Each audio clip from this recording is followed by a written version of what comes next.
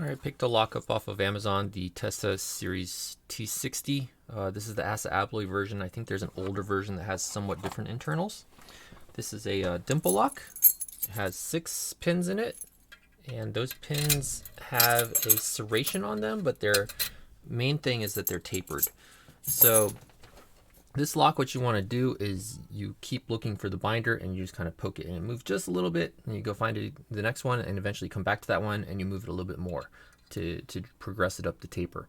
So to pick this, we'll go ahead and put some tension on there, and I have this multi-pick number 7. It's in a handle that a guy off Discord made for me, and it's much better than the multi-pick handles they're way too thin to get good feedback.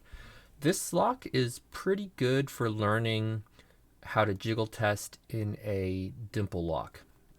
Because it's tapered, the key pins have a lot more travel area once they're set, and the driver pins.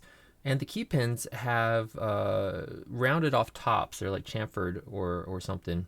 And I think the reasoning for that is to hope that you would push up on them and get a little counter rotation pushing that in, and then they're also got like a spool section to them or a serrated section to them, so they could be overset and stuck in there. But I think that's so that you get some counter rotation and drop some of your tapers back down. What happens though is that because it's not flat on the top of the key pins, that adds to the jiggle area when it's set. So you got the kind of curved taper of the driver, and then you got the curved top of the key pins, gives you a huge jiggle area. And so this one is pretty nice for figuring out jiggle testing. So to pick it, we'll go ahead, and first one's not binding. I'm going down the right side here. The second one, now what's interesting is the second one isn't down at the bottom. It's up a bit higher, and this is one of the higher set pins, so it doesn't drop all the way to the bottom of the keyway. The third one's here at the bottom of the keyway, and I can feel that's actually binding. So I go under it with my pick. And the fourth one again is up at the top of the keyway. And the fifth one's down here at the bottom, I feel again, and it's binding. So I'm trying to get under it. Once I get under each of them, it's easier for me to get under it going forward. And then the sixth one is another one that's like up here at the top of the keyway.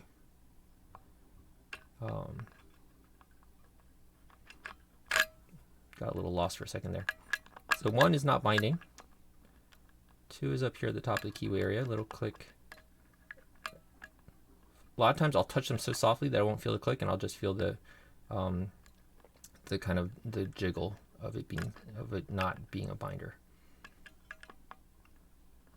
Actually, 6 might be down at the bottom of the keyway here. Got a decent click off of 6. Sometimes maybe you get a decent click off the serrations. I don't really notice them much different than just a taper feel. So they don't seem to do much else.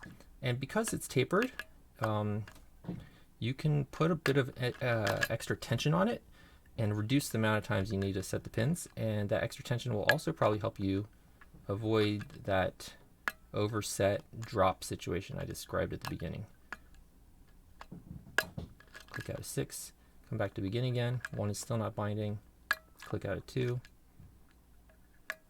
Nothing from 3. Maybe a little click from 4. A little click from 5. And nothing from 6. Still nothing from 1. Another click from 2. Another little click from 3. I don't think anything from 4. A little click from 5. And nothing from 6. Back to the beginning. 1 might have been a little bit binding there, but it might have clicked as I slid under it. I don't know. 2 click. 3 little stiff clicks. Maybe a click on 4. And here, I got a huge amount of spring tension, or spring area on 5. Come back to begin again. I think I just got something out of 1 as I slid under it. 2, little click. 3, maybe a little click. Nothing 4, I don't think. I think 5 is set already. 1, a little click as I came back under it. And it's just going to be repeating this over and over. Nothing particularly difficult about this. It's just kind of like a tubular lock where you just keep, or a van lock or something like that, where you just keep clicking. Even if I don't get them all going back, I can just start at the beginning. Let's see if I feel anything on any of them. It could be that I'll go through front to back and not feel the binder, and I just do it again. Eventually I'll click them all. So 1. There's 2, doesn't feel like it's binding right now. Nothing from 3. Nothing from 4, 5, and 6 has a huge spring area. Huge spring area. So I think 6 is probably set. Nothing from 1. 2 is pretty high up. They can be a little tricky to find once they get up kind of high, like if you have max lifts, and we're open. The thing is that when I see this warding on this lock, if we look at it there, this is typical of a number of different dimple locks, and usually what happens is if I have a taller pick like a number 7, usually I have to use a 10 to wiggle up into there, and then I have to like tilt the pick to get the high lifts. But this one has, they don't do it quite right. Either there's too much space here on the right, or too much space between the top warding.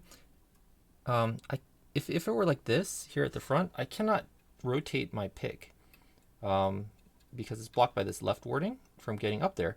But when I get to where a pin is, I think that they cut the hole down that allows my pick to get in. And we'll see that when maybe we'll see it when I open it up. So let's go ahead and lock this back up again and gut it. Turn on some autofocus.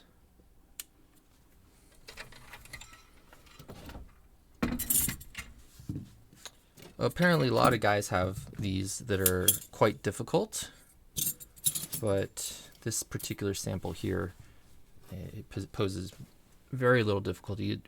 If anything, I would say this is a pretty good lock to learn dimples, because like I was showing you, it helps a lot with figuring out jiggle testing on a dimple, which is often pretty difficult to feel if you're not used to dimple locks. And so this one gives you a good, because you can jiggle it so far, it gives you a good way of first finding that jiggle test feeling.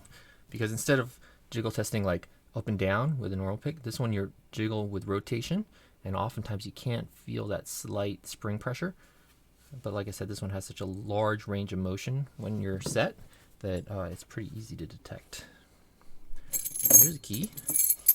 Hopefully I used it at the beginning, I don't remember. But we'll do that, and we'll grab a shim just in case. Follower. There we go, 6 pins in there. 6, 5, 4, 3, 2, 1. Flip a couple of those over. Up top, got a shim blocking our access. 1. We'll look at those in a second. They're all the same up top. I have gutted this one time as I was discussing this lock with other members of the lock picking community.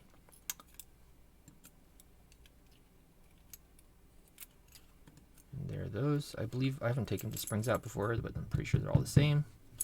Indeed. And let's take a look. So there's nothing special going on in the plug.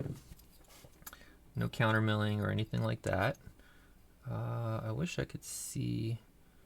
All right, so the width of this hole definitely looks like it must be cutting part of the warding. And what that means is that where my pick might not be able to turn because it's blocked by warding there, when you get to where there's a hole, the pick can turn just fine. So that helps you even more find where the pins are, because you'll hit a hard stop on the warding, and then you might hit something springy when you get to a pin. Then when we look at these pins, these ones Let's get in a little bit closer. So the driver fins are all the same like this. They have like a serration here that never really catches. I think it caught on number 6 one time, but I'm not saying it doesn't catch. It might catch, but it doesn't feel much different than just this kind of taper that's on the end here. You see this taper down, and the taper is you move it a little, something else binds, you move it a little, something else binds, you move it a little, and finally you're free. But this taper here means that it's going to move a lot in the once it's set. Couple that with the key pins here, where they have this beveled edge here, and that gives you movement room once it's set as well. But I think the intention here was that when you push it, it gives you a little counter rotation, kind of like a spool or whatever you might have, and that hopefully drops some of the driver pins back into the tapered area. And if you happen to just keep pushing like you think it's a spool, you'll drop into this serration here, and then you'll probably be stuck and have to reset. It'd be hard to recover from that. So looking at the key,